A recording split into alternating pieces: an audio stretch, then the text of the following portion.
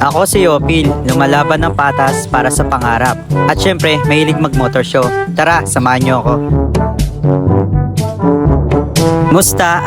Kain ho kayo at ako'y ginutom. Ito ho at masarap humigop ng mainit na sabaw. Sabay pandali ng malamig na soft drinks ay ayos. Kakatapos ko nga lang po palang kumain ng kanin. Syempre po may ulam. Nakalimutan ko pong i-video.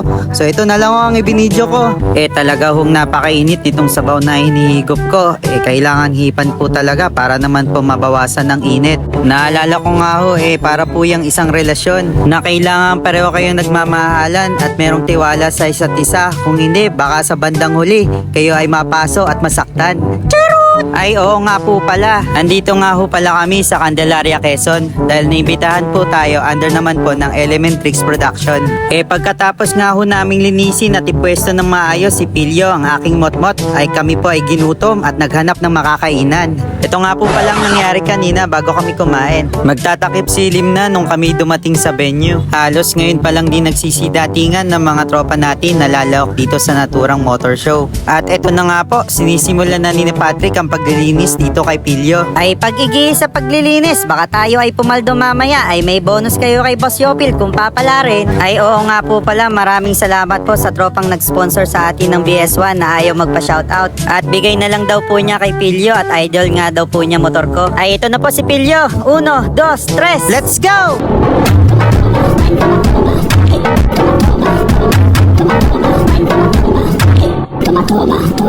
Quatro paredes, eu vou acabar contigo. Quatro paredes, eu vou acabar contigo.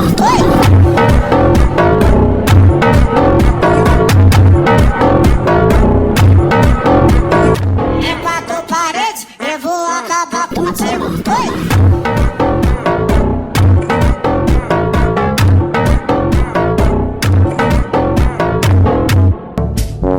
At dito naman ho tayo sa trophy na ipamimigay mamaya. Ay sobrang kalaki ng trophy. Malaki pa sa akin yata to Kung papala rin po ngayon ko lang po magkakaroon ng malaking trophy na nakikita nyo. At pagkatapos nga ho namin kumain ay ito ho gabi na. At nakabawi-bawi naman po kahit papaano na lakas at sigla. At ito ho si Pilyo paggabi. 1, 2, 3, let's go!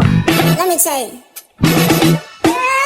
You my little boo thing, so I'll give a hoot what you do. Say girl, right now you a little too tame. I be shooting that shit. At ilang minuto lang ho ang lumipas, judging time na. Makakapasa ka kaya Pilyo sa panlasa ni Boss Nathan? Abangan! At yun ho, nagpangita na rin ang iniidolo kong astigin na rider ng Candelaria, Quezon na si El Garute. Ay grabe, isa ito sa inaabangan na motor tuwing ako ay lumalapag sa isang motor show. Sample naman dyan!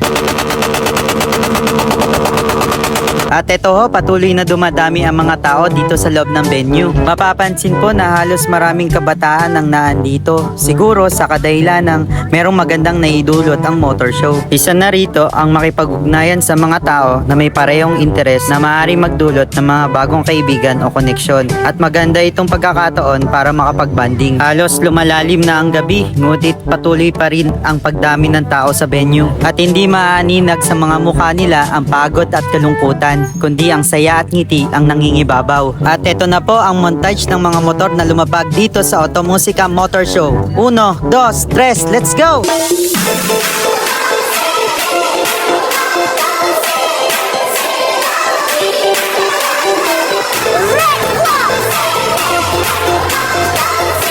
We sing la vida.